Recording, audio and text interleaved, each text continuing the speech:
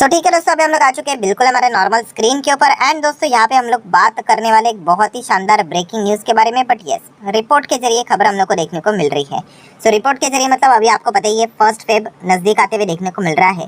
And budget से related काफ़ी खबरें हम लोग को देखने को मिलेगी। तो वो सारी खबरें पॉसिबिलिटी वाली खबरें हैं, रिपोर्ट के जरिए रहेगी। जो भी असली खबर जो रहने वाली हकीकत, वो तो 1 तारीख को ही पता चलेगा कि कितना इसमें सच है और कितना झूठे करके। अगर देखा गया दोस्तों तो बजट में भी काफ़ी सेक्टर्स के ऊपर सरकार का फोकस रहेगा। और एक सेक्टर तो आप सभी लोगों को पता है जिसके चलते काफ़ी ज़्यादा लोगों की उम्मीद भी है कि रिन्यूएबल एनर्जी से रिलेटेड भी सरकार कोई बड़ा अनाउंसमेंट करेगी करके। ठीक है, अगर देखा गया रिन्यूएबल एनर्जी में भी काफ़ी सारी चीज़ें हम लोगों को देखने को मिल जाती है। हाइड्रोजन रहता है, सोलार रहता है, विंड पावर, विंड एनर्जी देखने को मिल जाता है। ठीक है, ये इस प्रकार की बहुत सारी चीज़ें यहाँ पे आ जाती है। बट इस वक्त की अगर हम लोग बात करें बजट की, तो एक पर्टिकुलर रिन्यूएबल एनर्जी से रिलेटेड एक पॉइंट खास करके फोकस में रह सकता है, वो है दोस्तों सोलार। यस, क्या ये ऑफिशियल है? नहीं, जैसे मैंने कहा ये अनऑफिशियली हम लोग को खबर देखने को मिले कि सोलार के ऊपर सरकार का खास करके फोकस यहाँ पे ज़रूर रहेगा। अभी इसमें देखा गया तो सोलार सेल्स भी रहते हैं, सोलार के मॉडल्स भी हम लोग को देखने को मिल जाते हैं, अलग अलग कंपोनेंट भी देखने को मिल जाते हैं, बहुत सारी चीज़ें आ जाती हैं। बट सरकार अल्टीमेटली आप सब लोगों को पता है सोलार को बढ़ावा देने की कोशिश कर रही है, ये तो अभी बात किसी से छुपी नहीं। ठीक है, इसी बजट की अगर हम लोग बात करें तो सोलार के ऊपर सरकार की ओर से काफ़ी बड़ा और पॉजिटिव अनाउंसमेंट यहाँ पे हो सकता है। ये चीज़ें फिलहाल तो मतलब एक्सपेक्ट की जा रही है। अभी आप बोलोगे कि क्या एक्सपेक्ट किया जाएगा, क्या क्या वही फंडिंग मिलेगा, पैसा मिलेगा, अलोकेशन बढ़ेगा? तो दोस्तों नहीं, तो फिलहाल बताया जा रहा है दोस्तों कि जो जीएसटी, जो टैक्स यहाँ पे लगता है इनके ऊपर, वो टैक्स में यहाँ पे हम लोग को कटौती होते हुए देखने को मिल सकते हैं। टैक्स कम हो सकता है, ये पॉसिबिलिटी बोली जा रही है। ठीक है, अभी होगा नहीं होगा we don't know, but yes इससे रिलेटेड कुछ हिंट मिल सकता है, ऐसी भी बातें बोली जा रही है। तो डेफिनेटली अगर यहाँ पे टैक्सेस अगर कम हो जाएंगे तो काफ़ी अच्छी खासी राहत तो यहाँ पे मिल ही जाएगी। आप देख सकते हैं बजट 24 की बात करें तो ग्रीन एनर्जी सेक्टर के ऊपर हम कह सकते हैं कि जीएसटी कट से रिलेटेड कुछ पॉइंट्स यहाँ पे देखे जा सकते हैं। एंड कुछ एफडीआई नॉर्म्स जो यहाँ पे रहते हैं, विदेश का जो पैसा हमारे भारत देश में लगता है, तो इस पर्टिकुलर सेक्टर में वो पैसा लगने के लिए भी जो कुछ रूल्स रेगुलेशंस, कानून कायदे जो भी बनाए हुए हैं, उसमें भी कुछ हम लोग को छूट सरकार दे सकती है इस सेक्टर को बूस्ट करने के लिए। ठीक है, लोगों का इंटरेस्ट तो है, बट आपने रेस्ट्रिक्शन इतने ज़्यादा स्ट्रॉन्ग करके रखे हुए, तो वो अगर थोड़े से अगर कमज़ोर अगर कर देंगे, ढीले कर देंगे, तो यहाँ पे पैसा भी इन्फ्लो आते हुए देखने को मिल सकता है। ये सारी चीज़ें फिलहाल तो हम कह सकते हैं मतलब एक पॉसिबिलिटी के माध्यम से यहाँ पे देखी जा रही है। बट सबसे इंपॉर्टेंट चीज़ क्या बोली जा रही है कि ऐसे जीएसटी टैक्स यहाँ पे कट किया जा सकता है, ये सबसे स्ट्रॉन्ग पॉसिबिलिटी यहाँ पे बोली जा रही है। होगा नहीं होगा वो तो देखने वाली यहाँ पे बात होगी। तो इसका अल्टीमेटली आउटकम क्या निकलेगा? ठीक है, आउटकम क्या होगा कि अगर ये सोलार से रिलेटेड अगर कोई चीज़ है, मान लीजिए अगर ये 100 रुपये की है फॉर एग्जाम्पल, ठीक है, इसमें टैक्स बिक्स लगकर ये 100 रुपये की बनती है। अगर टैक्स इसमें से अगर कम हो जाए एंड अगर कल यही चीज़ अगर 80 पे मिल जाए, मतलब सस्ती हो जाए, तो लोग ज़्यादा से ज़्यादा इस चीज़ को खरीदेंगे। तो डेफिनेटली हम कह सकते हैं सोलार से रिलेटेड एक बहुत बड़ा अनाउंसमेंट यहाँ पे बजट में एक्सपेक्ट किया यहाँ पे जा रहा है। मैं बार बार ये चीज़ को रिपीट करूँगा, कितना होगा नहीं होगा we don't know, but problem यही रहता है बजट का कि इतने सारे एक्सपेक्टेशंस के पुल बांधे जाते कि ये भी होना चाहिए, वो भी होना चाहिए। एंड जब कुछ भी अगर वैसा नहीं होता है, ठीक है, कुछ ना कुछ तो नहीं भी होगा ना, ऐसा नहीं कि हर एक चीज़ को ओके ओके सरकार बोलती ही जाएगी। तो इसलिए हम लोगों ने देखा है कि बजट में यूजुअली हम लोग को क्या देखने को मिल जाता है, खास करके एवरेज परफॉर्मेंस गिरावट ही देखने को मिल जाती है। 10 में से अगर आप चेक करोगे तो ज़्यादा आपको गिरावट ही नजर आएगी, क्योंकि ये भी होना चाहिए, वो भी होना चाहिए, कैपेक्स भी होना चाहिए, रेलवे को भी ये मिलना चाहिए, डिफेंस को भी मिलना चाहिए, इधर भी मिलना चाहिए, उधर भी मिलना चाहिए, टैक्स हटाना चाहिए, मिडिल क्लास को मिलना चाहिए। तो बहुत ज़्यादा प्रेशर सरकार के ऊपर देखने को मिल जाता है। एंड खास करके जो आखिरी बजट रहता है तो और भी प्रेशर क्रिएट किया जाता है। फिलहाल अगर हम लोग बात करें दोस्तों तो यस, सोलार से रिलेटेड डील करने वाली जो कंपनियां हैं डायरेक्टली और इनडायरेक्टली, उनके ऊपर खास करके फोकस बाजार का जरूर रहेगा। अभी इसमें देखा गया तो हम लोग हमेशा 2 बड़े प्लेयर्स को तो कवर करते ही हैं, जैसे कि टाटा पावर एकदम ज़बरदस्त परफॉर्मेंस दे ही रहा है। साल भर में अगर आप देखोगे 80% के रिटर्न्स दे चुका है। ठीक है, 5 साल में भी देखोगे 411% के रिटर्न्स देखने को मिल रहे हैं। मैक्सिमम चार्ट पैटर्न भी हमें दर्शाता है कि कैसे ये जो रिन्यूएबल एनर्जी सेक्टर है वो इस कंपनी के लिए पूरा गेम चेंजर साबित हो चुका है। ठीक है, अगर इसको हटा दोगे ना तो टाटा पावर लिटरली खत्म हो जाएगा, जैसे कि पहले 12 साल से खत्म ही हो रहा था। तो ये चीज़ें हम लोग को साफ साफ देखने को मिले। बट यस, इनमें पेशेंस चाहिए, जो कि आप देख सकते हो। तेज़ी देखकर खरीदने वाले आप ये भी देख सकते हो कि 2-2 1.5 साल स्टॉक नहीं चला था। 1.5 साल, यस एग्जैक्टली 1.5 साल। बट अभी आप देख सकते हो टॉप पे, और कंपाउंडिंग का फायदा मिलता है लॉन्ग टर्म इन्वेस्टर को, तो ये चीजें चलती रहती है। ठीक है, लाख सवा लाख करोड़ का मार्केट कैप इनका यहाँ पे हो चुका है। लगातार ये कंपनी बढ़ती रहेगी, गजब का पोटेंशियल है। 5 साल में खुद कंपनी के मैनेजमेंट ने कहा कि इसको ये डबल करके चलेंगे करके। सो टाटा पावर को तो इसका बेनिफिट मिलेगा डायरेक्टली और इनडायरेक्टली।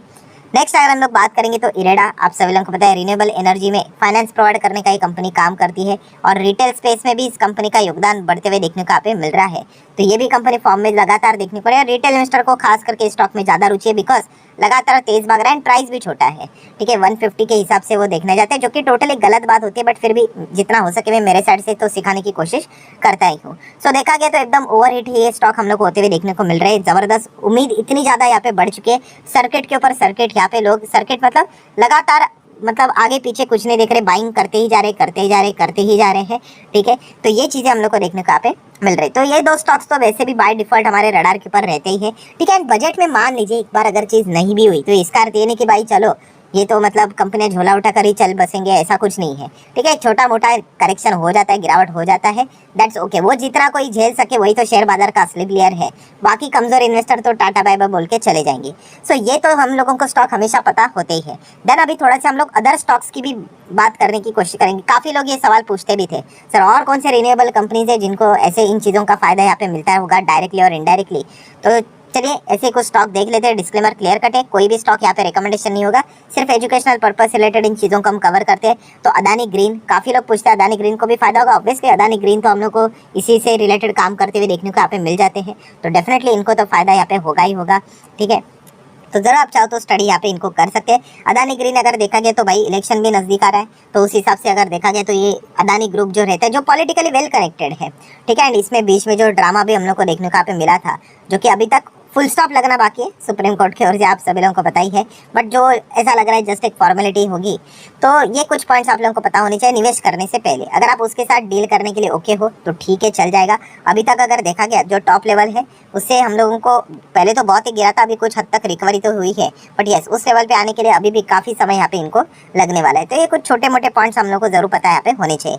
देन देखा गया तो JSW एनर्जी, ये भी काफ़ी इंटरेस्टिंग कंपनी, ये भी आप अगर चेक करोगे तो मतलब साल भर में डबल होते हुए देखने को मिल चुका है। 5 साल में भी देखोगे तो यही होता है, एकदम ज़बरदस्त रॉकेट बना था, फिर नीचे आया, फिर कई सालों तक एक कंसल्टेशन फेज में चला गया, अभी उसी को तोड़कर ऊपर भाग रहा है। तो ये कंपनियां बुरी नहीं होती है। ठीक है, हर कोई कंपनी भाई तेजी है तो कभी ना कभी मंदी होगी कि नहीं, ये आपको भी पता है, सबको पता है, बट हाँ वो एक्सेप्ट नहीं करते इन चीज़ों को, अरे गिरेगा करके। तो भाई कभी ना कभी तो रेलवे स्टॉक्स भी गिरेंगे, ये सारे इरेडा भी गिरेगा, पावर भी गिरेगा, टाटा पावर सब गिरेंगे।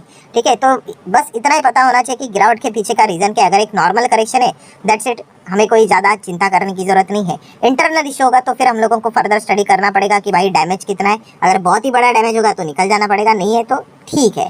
सो JSW एनर्जी भी इन्हीं सेगमेंट में काम करते हुए देखने को मिल जाती है।